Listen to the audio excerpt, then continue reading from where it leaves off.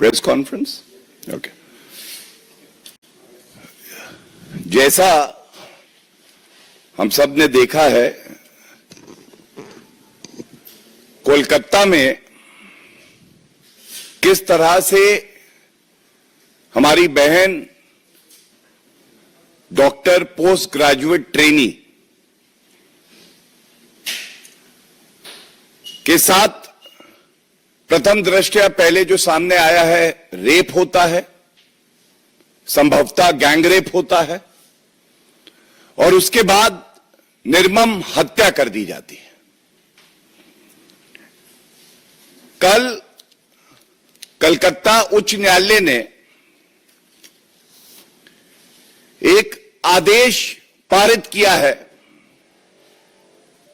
और इस आदेश में जो ऑब्जर्वेशंस आई हैं कलकत्ता उच्च न्यायालय की, जो बेंच हेडेड है चीफ जस्टिस कोलकाता हाईकोर्ट द्वारा, वो बड़ी ही चिंताजनक है और वो दिखाती हैं किस तरह से पश्चिम बंगाल में कानून व्यवस्था ध्वस्त हो चुकी है। निर्ममता बनर्जी से कुछ सवाल पूछे जाने आवश्यक है और इसलिए आवश्यक है क्योंकि पश्चिम बंगाल और भारत की जनता को, हर महिला को, हर बहन को यह हक है वो ये जाने कि जब ममता बनर्जी या कहें निर्ममता बनर्जी को पीड़िता के परिवार के साथ खड़ा होना था तो वो किसको बचाने की साजिश रच रही थी।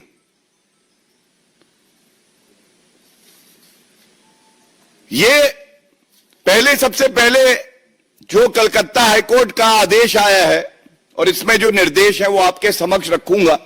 जो ऑब्जर्वेशंस हैं, हर नागरिक की रूह कांप जाएगी।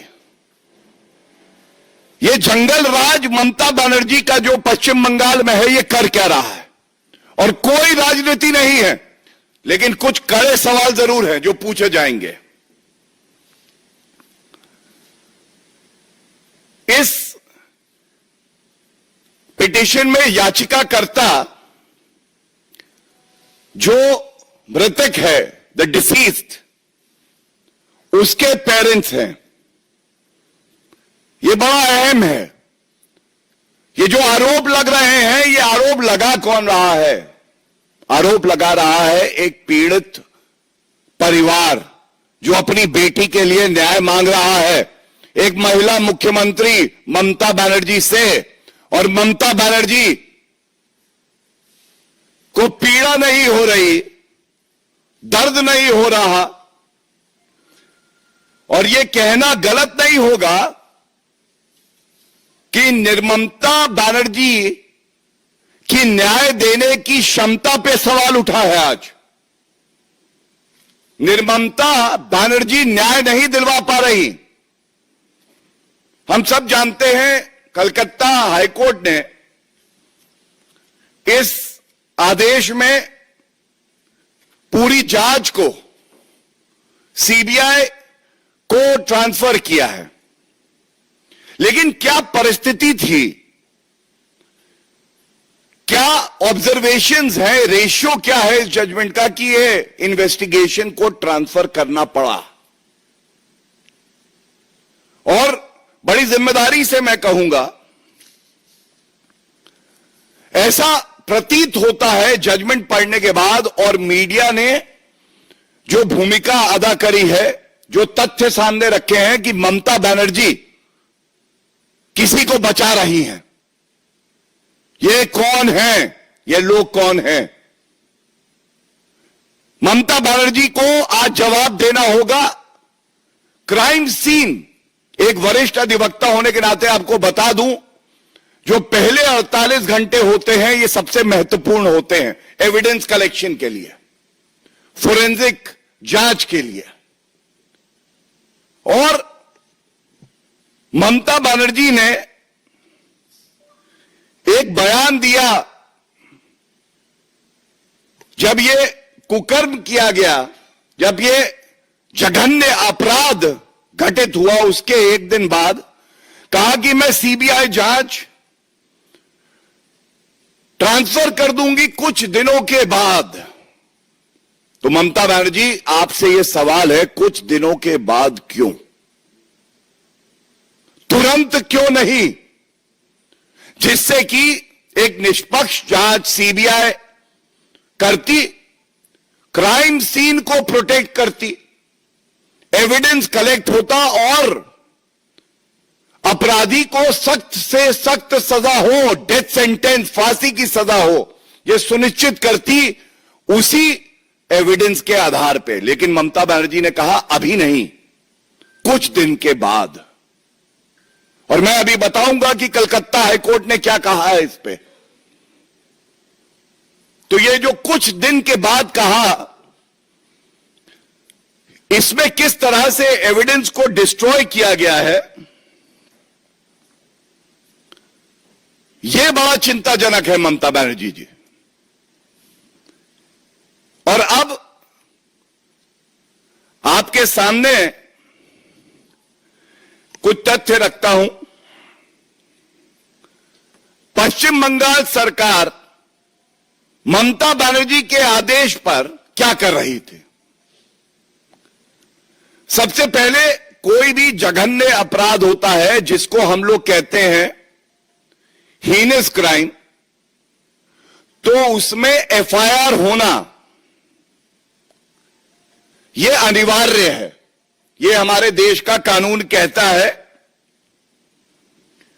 और सबसे बड़ी बात यह है, सुप्रीम कोर्ट ने भी कहा है, ललिता कुमारी का केस है कि अगर इस तरह का जघन्य अपराध हो, a cognizable offence is committed, the state police is duty bound to register an FIR.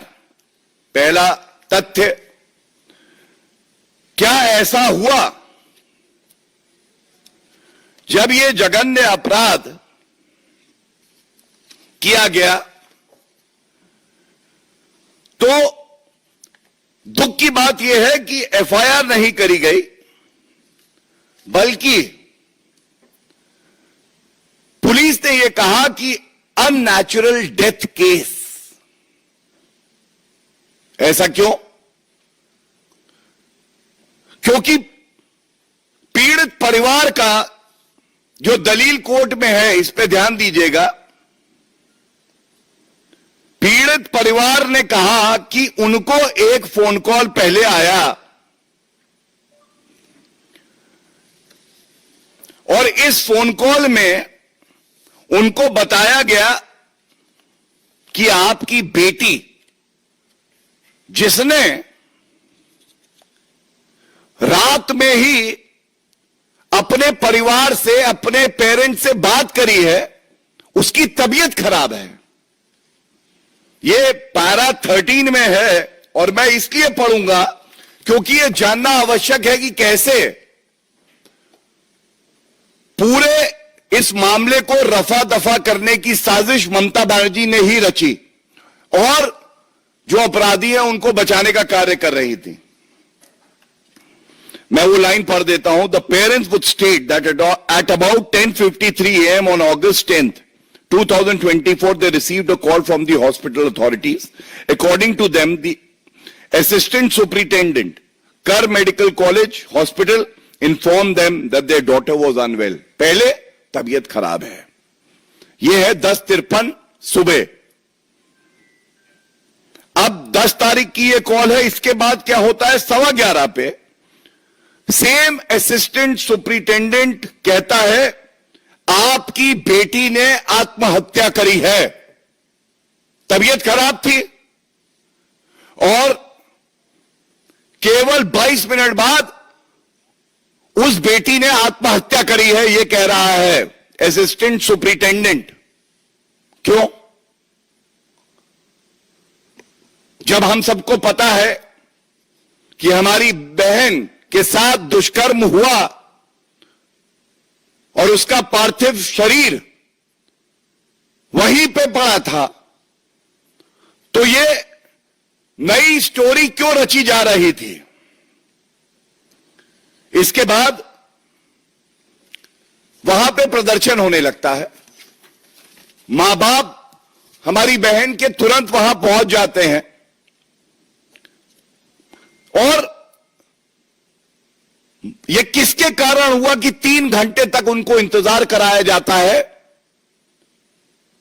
और जो पार्थिव शरीर है उनकी बेटी का, उसको देखने भी नहीं दिया जाता है। यह निर्ममता बनर्जी नहीं है तो क्या है?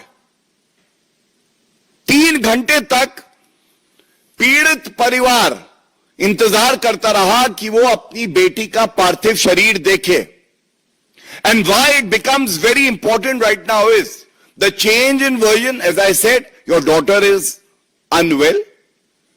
Your daughter has committed suicide. And then when they reach, they are made to wait for 3 hours. And ultimately they discover that the body of their child is lying there and they were made to wait for 3 hours. So this is the first attempt to shield the perpetrators of crime. Second, FIR लिखी जानी चाहिए थी तुरंत। यह बड़ा मुद्दा है और यह पीड़ित परिवार ने उठाया है। प्रिंसिपल की जिम्मेदारी थी, प्रिंसिपल को FIR दर्ज करानी चाहिए थी, लेकिन FIR नहीं दर्ज कराई जाती है। कहा जाता है अननेचुरल डेथ केस है। और मैं इतना ही कहूंगा कि जिस प्रिंसिपल की जिम्मेदारी थी कि इस सरकारी मेडिकल कॉलेज और हॉस्पिटल में हमारी बहनें, सारे डॉक्टर्स और नागरिक सुरक्षित हों, वो प्रिंसिपल एविडेंस डिस्ट्रॉय करने में लगा है। FIR नहीं दर्ज कराता जो उसकी जिम्मेदारी है। और ममता बनर्जी जिसके खिलाफ कार्रवाई करके उसको सस्पेंड करना था, क्योंकि कहीं ना कहीं वो भी संलिप्त है इसमें। ममता बनर्जी की सरकार क्या करती है? उसको एक और कलकत्ता में सरकारी मेडिकल कॉलेज में ट्रांसफर कर देती है। बेटी के साथ रेप होता है, हत्या होती है, प्रिंसिपल को रिवॉर्ड दिया जाता है। और जो इसमें हाईकोर्ट ने कहा है, मैं आपको पढ़ देता हूं, यह चिंताजनक है। यह लाइन दिखाती है किस तरह से ममता सरकार सो रही थी और प्रिंसिपल भी सो रहे थे। The appropriate authority of the state government should bear in mind the circumstances which led to the resignation.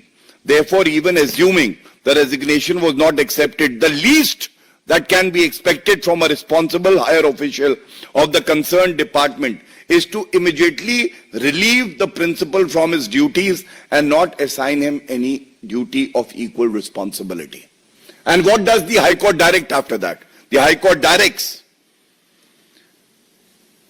that the lawyer, and I quote, direct his client to immediately proceed on leave, failing which the court will be compelled to pass necessary orders. ये दूसरा सवाल। ममता बनर्जी पीड़ित परिवार के साथ नहीं खड़ी हैं, वो खड़ी हैं तो उस प्रिंसिपल के साथ खड़ी हैं, और जो आरोपी हैं वो खुले में घूम रहे हैं अभी भी पश्चिम बंगाल में, कलकत्ता में। क्या ये चिंताजनक नहीं है? और इसके साथ ही मैंने जब कहा कि एविडेंस डिस्ट्रॉय करने का प्रयास हो रहा है, तो यह बहुत चिंताजनक बात है। और अभी पता चला है कि जहां पे इस कुकर्म को अंजाम दिया गया, उसके पास जानबूझ के रेनोवेशन चल रहा है। जब ये रेनोवेशन चल रहा है, रेनोवेशन की आड़ में एविडेंस को डिस्ट्रॉय किया जा रहा है। the most important part of the judgment is the fact that the investigation has been transferred to the CBI to instill confidence in the public at large. So let's distill the word instill confidence. And when I say instill confidence, it is sad that time is of the essence in every investigation, the first 48 hours. The High Court even considers it a very important factor in the judgment. High Court कहता है, however, the case on hand is a peculiar case and the facts and circumstances warrant appropriate orders without further loss of time. Time जरूरी है, एक एक क्षण जरूरी है. Evidence क्षतिग्रस्त हो जाएगा, आरोपी भाग जाएंगे, सच्चाई सामने ना आए, सत्ता बनी रहे, लेकिन उस पीड़ित परिवार को न्याय कौन दिलवाएगा? हम तो आभार व्यक्त करते हैं कोलकाता उच्च न्यायालय का, जिसने यह आदेश पारित किया है, और सीबीआई जांच एजेंसी, हमें पूरा यकीन है, ऐसी थरो इन्वेस्टिगेशन करेगी कि ये जो जघन्य अपराधी हैं ये बचने नहीं पाएंगे, इनको फांसी की सजा होगी. और इसी में हाई कोर्ट ने यह भी कहा है कि अगर डिले हुआ तो ये लाइकलीहुड है कि एविडेंस को डिस्ट्रॉय किया जा सकता है. ये सारे जितने तथ्य मैंने आपके सामने रखे,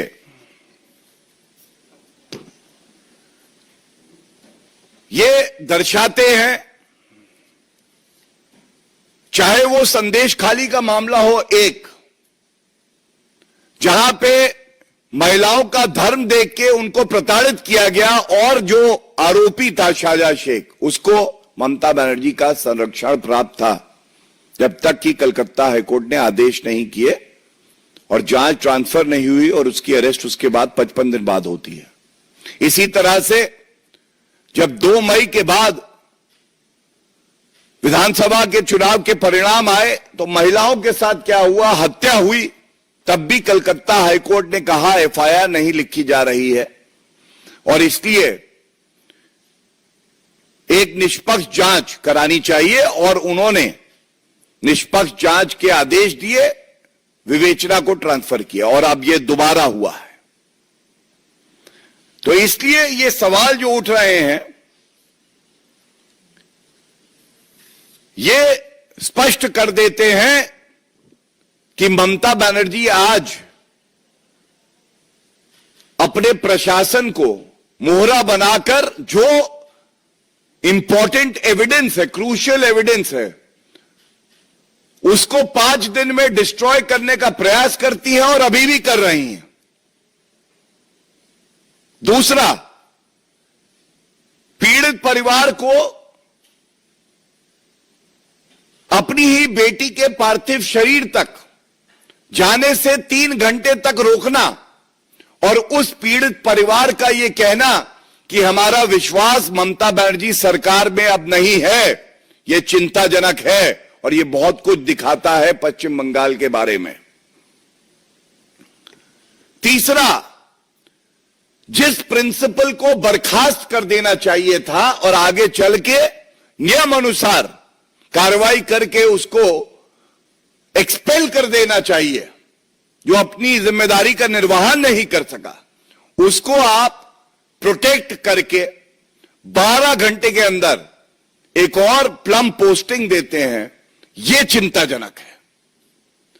चिंताजनक यह है कि ममता बनर्जी 10 तारीख को कहती हैं कि मैं कुछ दिन बाद इन्वेस्टिगेशन को ट्रांसफर कर दूंगी. ममता बनर्जी, आपसे सवाल होगा कि आपकी निर्ममता का क्या कारण है, क्योंकि वो 48 घंटे ही सबसे ज्यादा महत्वपूर्ण थे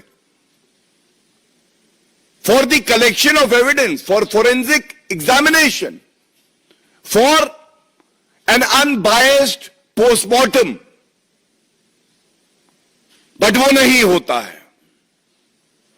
और इसीलिए जो उच्च न्यायालय ने कहा है, यह कहना गलत नहीं होगा कि इसके बाद ममता बनर्जी अगर मुख्यमंत्री की कुर्सी पर बनी रहती हैं तो पश्चिम बंगाल की कोई महिला अपने आप को सुरक्षित महसूस नहीं करती है। जो नैतिक आपका कर्तव्य था, आपने उसको नहीं निभाया, आपको तुरंत इस्तीफा दे देना चाहिए, जिससे ऐसी कोई निर्मम हत्या, बलात्कार का मामला पश्चिम बंगाल में दोबारा ना हो। आपकी आंखें नहीं खुली हैं ममता बनर्जी, लेकिन आज पूरा देश आक्रोशित है। सारी महिलाएं, सारे डॉक्टर, सारे नागरिक इंसाफ की मांग कर रहे हैं और इंसाफ के इस तराजू पर आप बहुत हल्की पड़ चुकी हैं।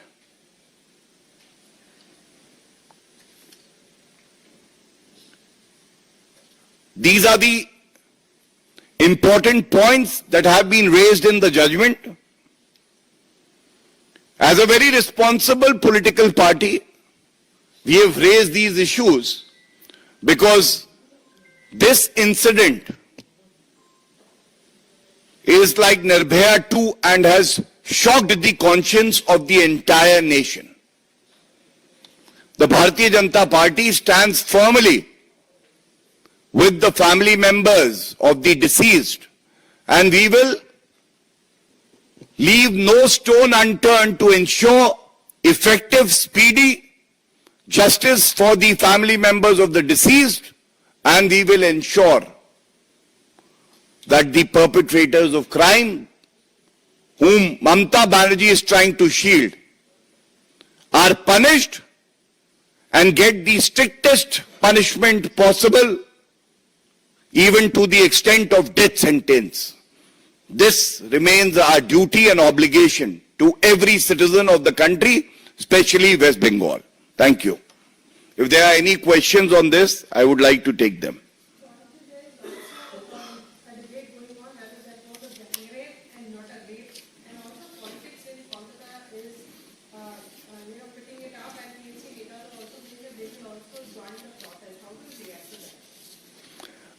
You raise a very pertinent point, and the very fact that parents, and I am relying on the judgment of the Calcutta High Court again, it clearly mentions that after a wait of 3 hours, when the parents entered the place of occurrence of the crime, and I don't want to dwell deeper into it because it is agonizing, it is painful for us also. The body of the deceased doctor was in such a state that they have made very clear averments before the Calcutta High Court that this is a case of gang rape. But this was dismissed by the police of West Bengal.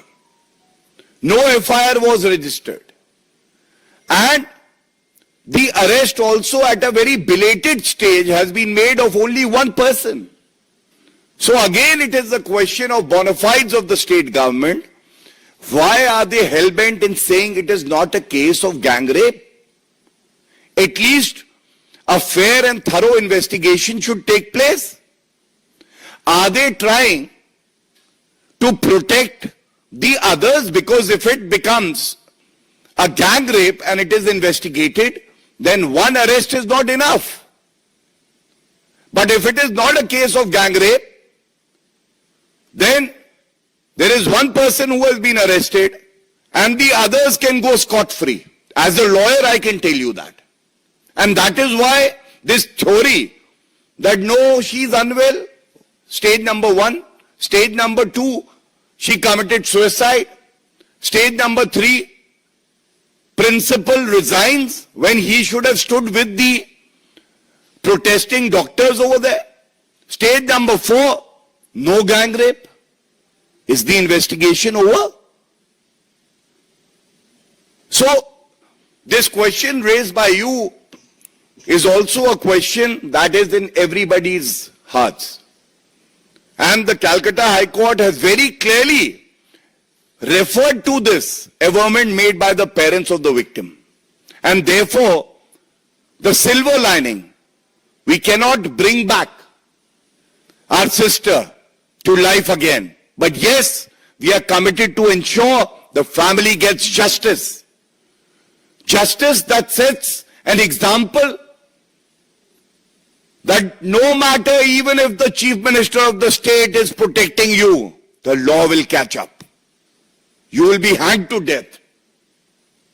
That is the strong message the nation wants to see coming from all investigating bodies, and CBI will ensure that. एक please.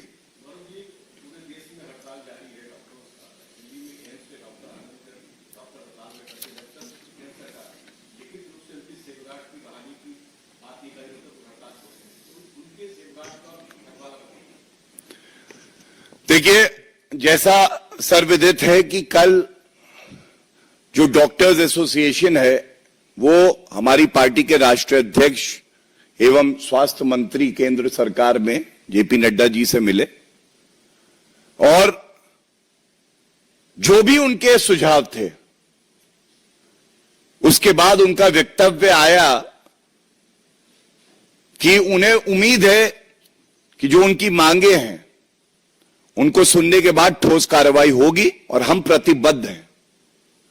और अगर doctor हड़ताल पर हैं, शायद निर्ममता बनर्जी ये ना समझ पाए कि उनका दर्द क्या है, लेकिन भारतीय जनता पार्टी और केंद्र सरकार संवेदनशील है.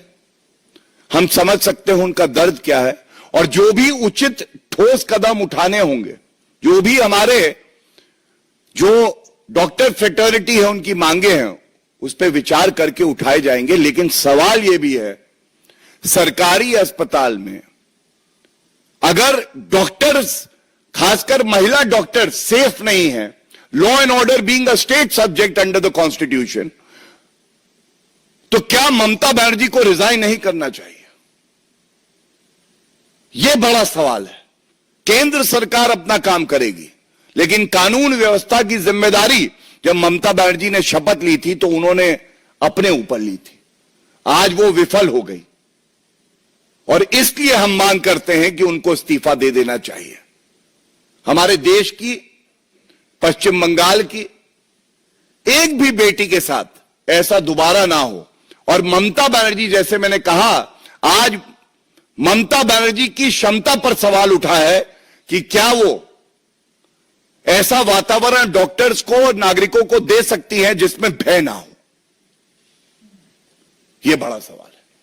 हाँ जी.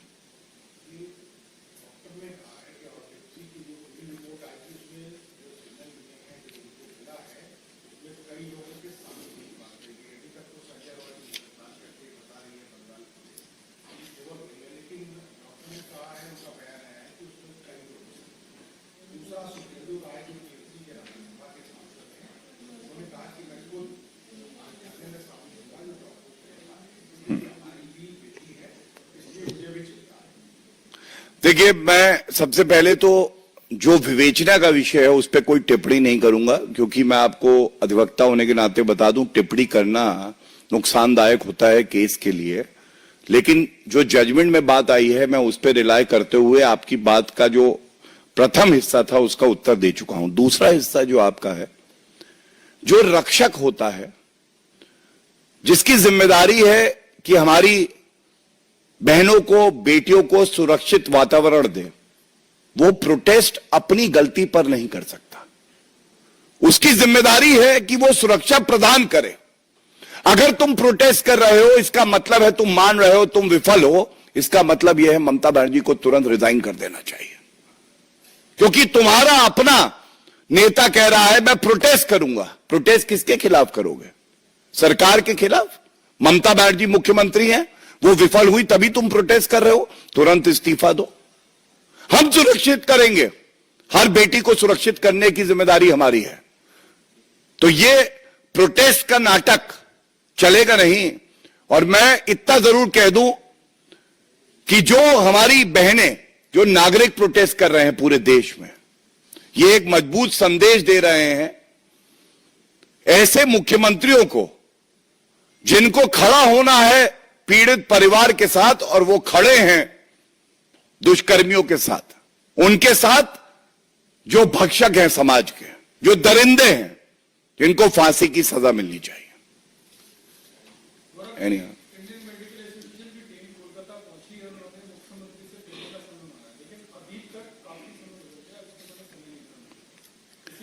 देखिए, आपने जो बात उठाई, ये हर नागरिक के मन में बात आ रही है। एक प्रदेश की मुख्यमंत्री ममता बनर्जी को समय नहीं मिला कि वो पीड़ित परिवार से मिल सकें, उनको ये भरोसा दिला सकें कि हम आपके साथ खड़े हैं। और 5 दिन तक इस मामले की विवेचना पश्चिम बंगाल पुलिस के पास थी।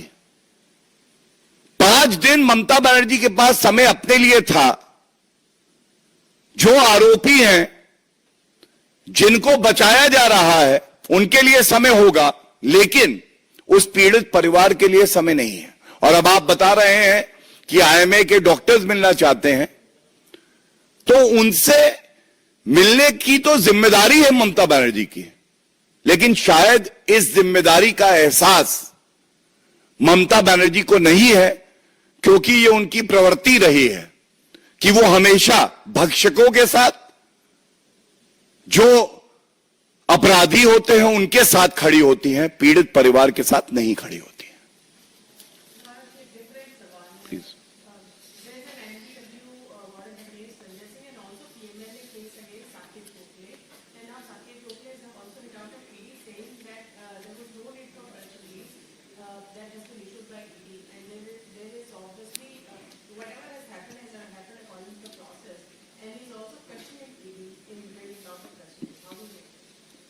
So there are no questions on this topic, I assume. So I'll take this question. I just have to say this, that there is a constant effort of the India Alliance and the opposition of maligning the image of the investigating bodies. But connecting it to this very gruesome crime that has been done, ultimately even Mamata Banerjee was forced to say that I will transfer the investigation to the CBI. So what does it show? It indicates that when it comes to heinous crimes, complex crimes, where a thorough investigation is required, even these opposition leaders have their faith in the central investigating agencies. And when they make allegations, they make scurrilous allegations without an iota of evidence on these investigating agencies, and it is only politics of convenience. And I must say, 14 political parties had moved the Supreme Court, making similar allegations against the ED and the CBI, and the Supreme Court dismissed their petition, saying that it lacks merit. That was a slap on the face of all these political parties in the opposition that do not enjoy credibility themselves, but they are out there in the open to destroy the credibility of our premier investigating agencies.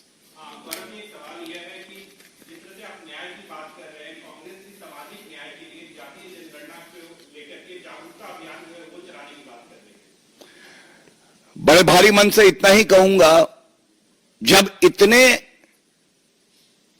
गंभीर मसले पर press conference हो रही है तो लड़की हूं, लड़ सकती हूं, डीएनए टेस्ट करा लो समाजवादी पार्टी, और तमाम ये जो इंडिया अलायंस के घटक दल हैं, इनकी बात ना की जाए तो अच्छा है। वजह थी, मैंने इनका जिक्र नहीं किया क्योंकि मुद्दे की गंभीरता इतनी थी। राजनीतिक गिद्ध हैं ये, राजनीतिक गिद्ध, लेकिन ये अपनी उड़ान भी उड़ते हैं देख के कि किस प्रदेश में किसकी सरकार है। और इसीलिए कहता हूं, ये जो राहुल गांधी की चुप्पी है, खड़गे जी की चुप्पी है, प्रियंका वाड्रा के मुंह में दही जमी है, अखिलेश यादव जो डीएनए टेस्ट करा रहे हैं, सपा के जितने लीडर हैं, ये खुद अपराधी बन के महिलाओं के साथ अत्याचार कर रहे हैं। जनता पूछ रही है, राजनीतिक गिद्ध तो तुम बन गए कुछ वोटों के लिए, इंसान कब बनोगे? यह सवाल है।